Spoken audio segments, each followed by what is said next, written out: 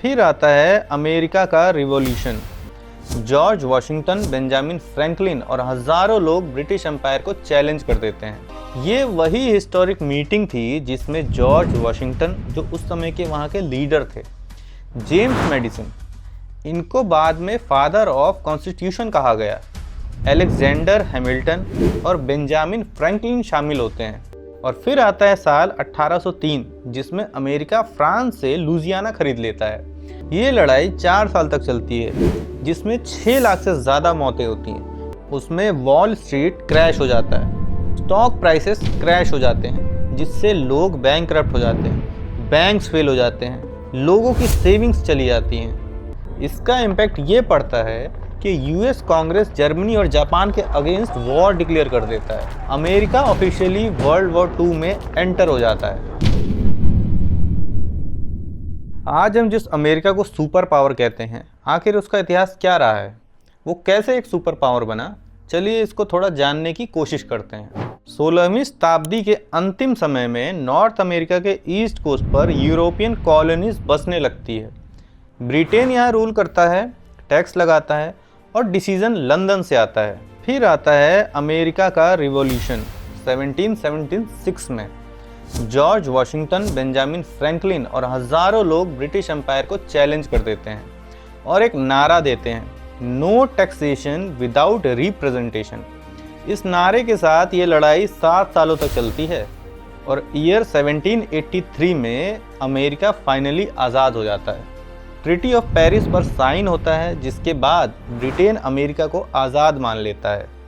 लेकिन बड़ी समस्या यह थी कि अमेरिका के पास कोई नेशनल आर्मी नहीं थी, कोई सेंट्रल गवर्नमेंट स्ट्रांग नहीं थी, देश को चलाने के लिए पैसा कम था, इकॉनमी वीक थी, स्टेट एक दूसरे से लड़ पड़ते थे और सबसे बड़ी बात, इनके पास अपनी एक सिंगल करेंसी नहीं थी। मतलब देश तो बन गया था पर चले कैसे, ये मुसीबत आकर खड़ी हो गई। सब कुछ बिखरा हुआ था। अमेरिका ने 1781 से 1787 के बीच कुछ शुरुआती कानून बनाए थे जो देश को चला सकें। इसका नाम रखा था आर्टिकल ऑफ कन्फेडरेशन। लेकिन इसमें भी समस्या थी। सेंट्रल गवर्नमेंट कमज़ोर था, प्रेसिडेंट के पास स्ट्रॉन्ग पावर नहीं थी, स्टेट्स अपनी मर्जी से चलती थी, गवर्नमेंट टैक्स कलेक्ट नहीं कर सकती थी, जिसकी वजह से आर्मी बनाना मुश्किल था। इन्हीं सब वजहों से अमेरिका ऑलमोस्ट फेल हो जाता है और 1786 में वहाँ के फार्मर्स हथियार उठा लेते हैं क्योंकि सरकार का उन पर कोई काबू नहीं रहता। इन सभी घटनाओं ने ये साबित कर दिया कि ऐसी गवर्नमेंट देश नहीं चला सकती। और फिर 1787 में वहाँ के सारे लीडर्स मिलते हैं और नया कॉन्स्टिट्यूशन बनाते हैं। ये वही हिस्टोरिक मीटिंग थी जिसमें जॉर्ज वॉशिंगटन, जो उस समय के वहाँ के लीडर थे, जेम्स मैडिसन, इनको बाद में फादर ऑफ कॉन्स्टिट्यूशन कहा गया, अलेक्जेंडर हैमिल्टन और बेंजामिन फ्रैंकलिन शामिल होते हैं और अमेरिका का नया कॉन्स्टिट्यूशन बनाते हैं।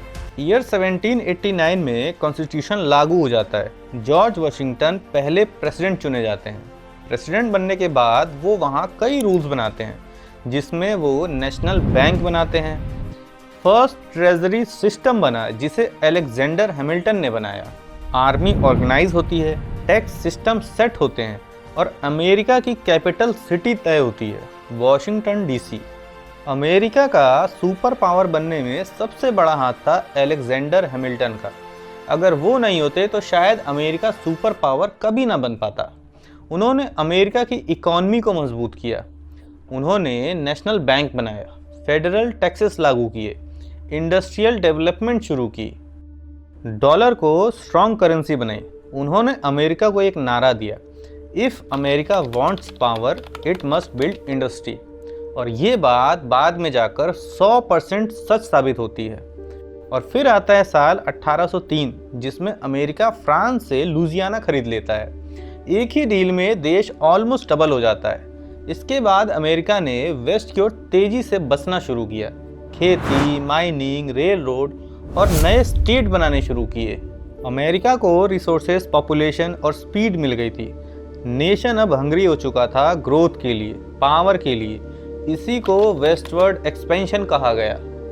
ईयर 1861 में अमेरिका 2 पीसेस में टूट जाता है। North versus south, industry versus slavery system. ये लड़ाई 4 साल तक चलती है, जिसमें 6 लाख से ज़्यादा मौतें होती हैं, लेकिन अंत में अमेरिका इससे और पावरफुल बन जाता है। स्लेवरी ख़त्म हो जाती है, फेडरल गवर्नमेंट और स्ट्रांग हो जाती है और इंडस्ट्रियल इकॉनमी और तेज़ हो जाती है। ये इंटरनल वॉर अमेरिका को रीशेप कर जाता है। 19th सेंचुरी के एंड तक अमेरिका वर्ल्ड का इंडस्ट्रियल मॉन्स्टर बन जाता है।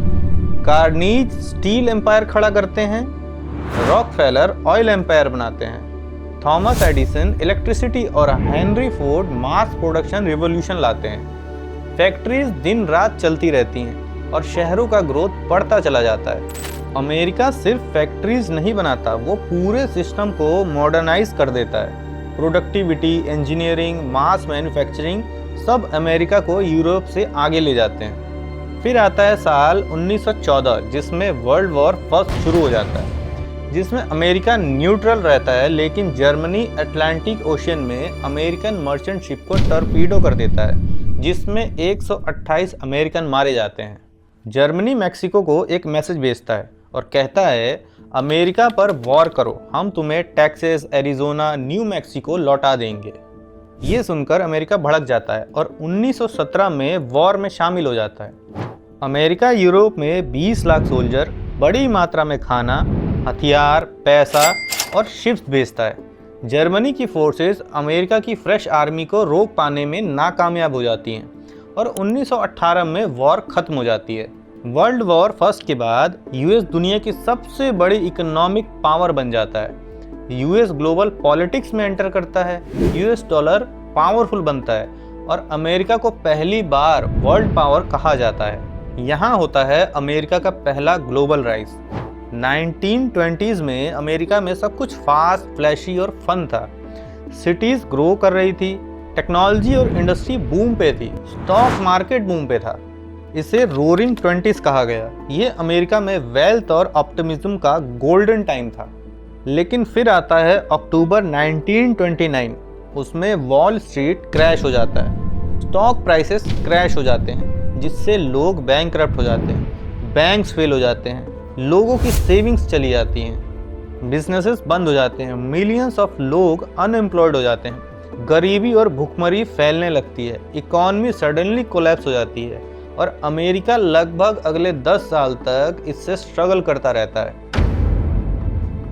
उस समय के प्रेसिडेंट फ्रैंकलिन डी रूजवेल्ट 1933 में न्यू डील लॉन्च करते हैं, जिसमें गवर्नमेंट जॉब क्रिएट करती है, बैंक्स और फाइनेंस सिस्टम रिफॉर्म किया जाता है, सोशल वेलफेयर प्रोग्राम चलाए जाते हैं गरीबी कम करने के लिए।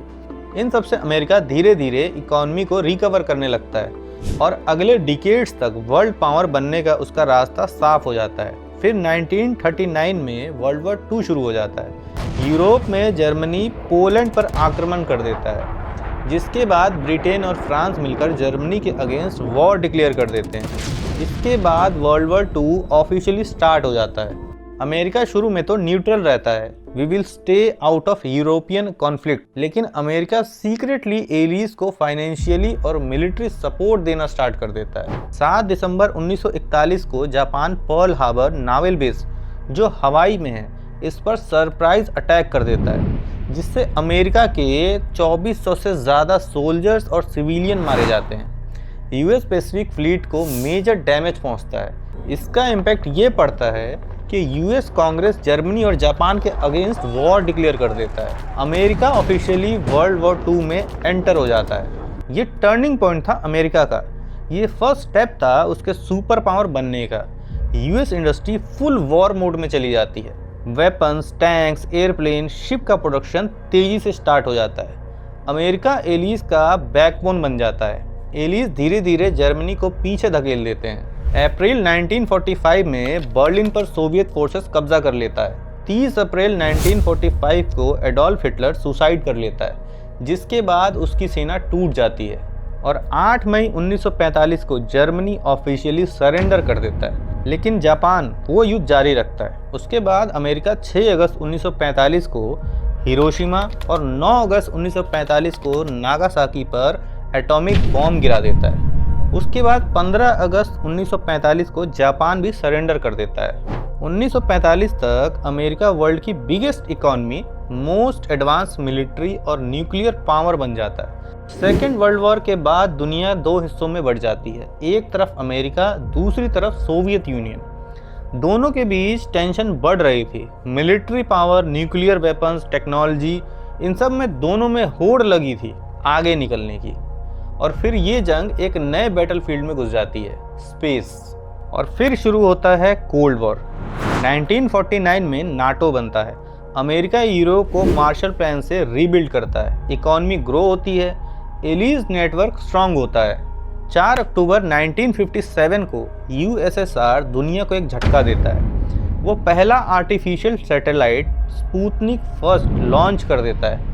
एक छोटा सा मेटल बॉल स्पेस में ऑर्बिट करता है, पर उसकी बीप बीप की आवाज़ अमेरिका की नींद उड़ा देती है। यहाँ से स्पेस रेस का ऑफिशियल स्टार्ट हो जाता है। इसके बाद दोनों देश कई सारे स्पेस ऑपरेशन करते हैं, लेकिन 20 जुलाई 1969 को नासा का अपोलो 11 मून पर उतर जाता है, जिससे नील आर्मस्ट्रॉन्ग चांद की मिट्टी पर पहला कदम रखते हैं। जिसके बाद स्पेस रेस का विनर अमेरिका बन जाता है।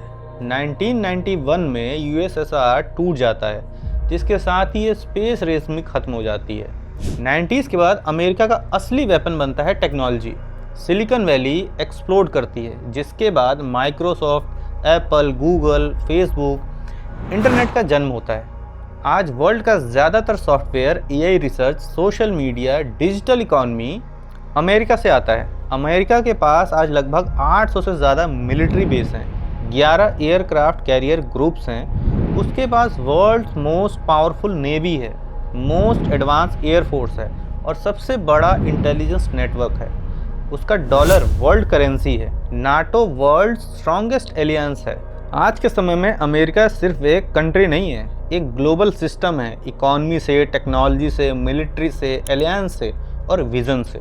अमेरिका सुपर पावर इसीलिए बना क्योंकि उसने समझ लिया था कि रियल पावर आती है विजन से। इस देश ने रिस्क लिया, एक्सपेरिमेंट किया, एक्सपेंड किया और दुनिया पर अपना इन्फ्लुएंस बिल्ड किया।